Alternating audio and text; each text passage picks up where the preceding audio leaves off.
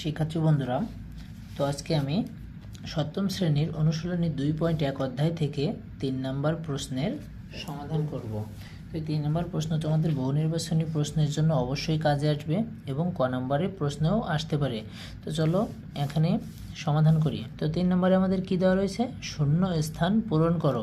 তো এখানে দেখো আমরা এক দাগে এবং দুই দাগে সমানুপাত তৈরি করেছি, ঠিক সমানুপাত কিন্তু এখানে দেওয়া রয়েছে।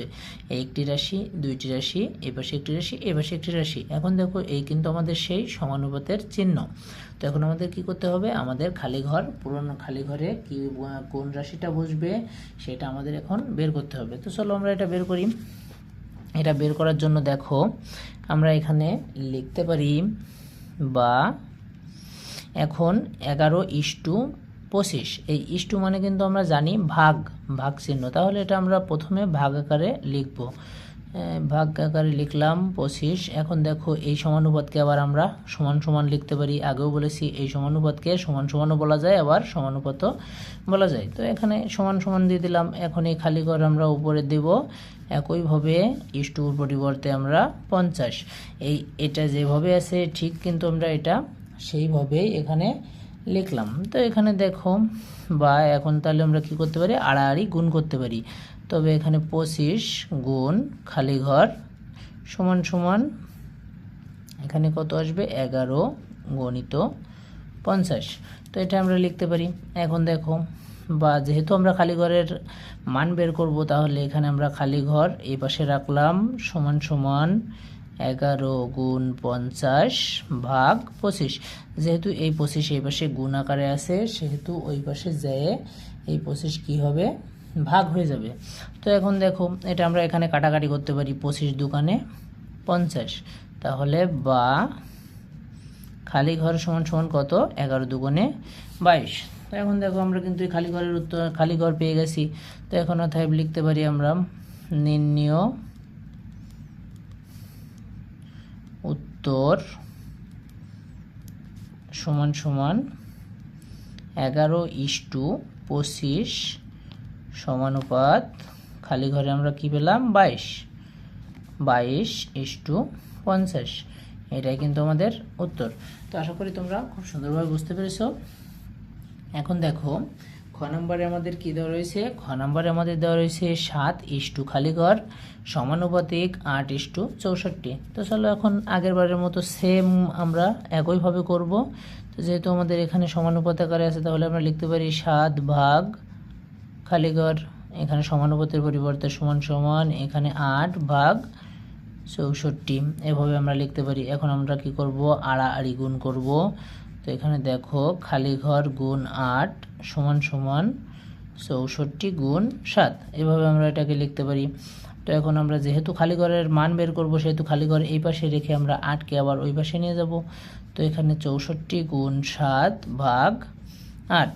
তো এটা আমরা এখানে কাটাকাটি করতে পারি, 8 × 8 = 64 বা খালি ঘর সমান সমান কত, 7 × 8 = 56। এখানে কিন্তু আমরা খালি ঘরের মান পেয়ে গেলাম। তো এখানে আমরা লিখতে পারি এবার নির্ণয় অতএব 7 খালি ঘরে কত হবে আমাদের, 56 সমানুপাত চিহ্ন 8:64। এটাই কিন্তু আমাদের অ্যান্সার। তো আশা করি তোমরা খুব সুন্দরভাবে বুঝতে পেরেছো। চলো এখন গ নম্বর প্রশ্নের সমাধান করে ফেলি। এখানে দেখো গ নম্বরে কি দেওয়া রয়েছে, পয়েন্টের অঙ্ক দেওয়া রয়েছে। এখানে দেখো 2.5:5.0 সমানুপাত 7 খালি ঘর। তো এখানে একটা সমাধান করার জন্য আমরা কি করব, আমরা একইভাবে আগের নিয়মে ঠিক এরকমভাবে লিখতে পারি বা 2.5 ভাগ সমানুপাত উঠে গিয়ে ভাগ 5.0, এই সমানুপাত উঠে যে সমান সমান 7 ভাগ খালি ঘর। তো এখন দেখো এবার আমরা কি করতে পারি, এটাকে আড়াআড়ি গুণ করতে পারি। তো এখানে 2.5 গুণ খালি ঘর সমান সমান 5.0 গুণ 7, এভাবে লিখতে পারি। তাহলে এটা আমরা কি করব, এবার খালি ঘরের মান বের করব। তাহলে খালি ঘর এই পাশে লিখে সমান সমান 5.0 গুণ 7 ভাগ 2.5, যেহেতু 2.5 এই পাশে গুণ আকারে রয়েছে তাই এই পাশে গিয়ে এটা ভাগ হয়ে যাবে। তো এখানে দেখো, এখানে আমাদের একটু ভাঙায় লিখতে হবে। এখানে 5.0 আমরা জানি পয়েন্টের জন্য আমরা 10 ধরি, তো এখানে 5.0 পরিবর্তে কিন্তু আমরা 5 10 50 লিখতে পারি, গুণ 7। এখানে 2.5 পরিবর্তে কিন্তু আমরা 25 লিখতে পারি, যেহেতু এটাকে 10 দিয়ে গুণ করলে 25 হবে। 5.0কে 10 দিয়ে গুণ করলে আমাদের কত হচ্ছে 50। তো এটা আমরা ভাঙিয়ে নিলাম, ভাঙিয়ে নিয়ে এইভাবে আমরা এখানে কাটাকাটি করব। 2 বা খালি ঘর সমান সমান 7 দুগুণে 14। অতএব নির্ণয় উত্তর 2:5.0 সমানুপাত 7 খালি ঘরে আমাদের কত হচ্ছে 14। তো এটাই কিন্তু আমাদের উত্তর। তো আশা করি বুঝতে পেরেছো। তো চলো এখন ঘ নাম্বারের সমাধান করে ফেলি। তো ঘ নাম্বারে আমাদের কি দেওয়া রয়েছে? ঘ নাম্বারে আমাদের দেওয়া রয়েছে 1/3:1/5 সমানুপাত খালি ঘর 7/10। তো এখন দেখো, ঘ নাম্বারও কিন্তু আমরা একইভাবে লিখতে পারি। এখানে কি লিখব? বা 1/3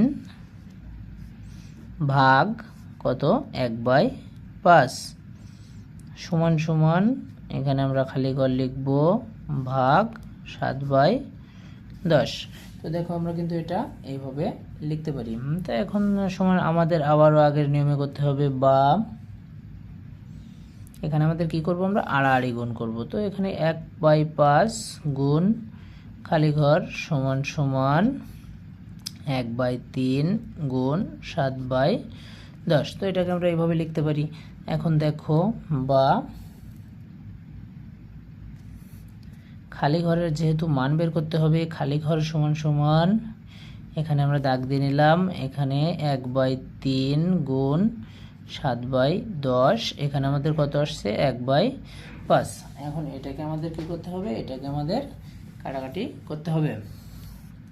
তো এখন দেখো, প্রথমে এটাকে যদি আমরা ভাঙায় নিই তাহলে 7 7, 3 10 30। তাহলে এখানে আমাদের কত আসছে? 7/30।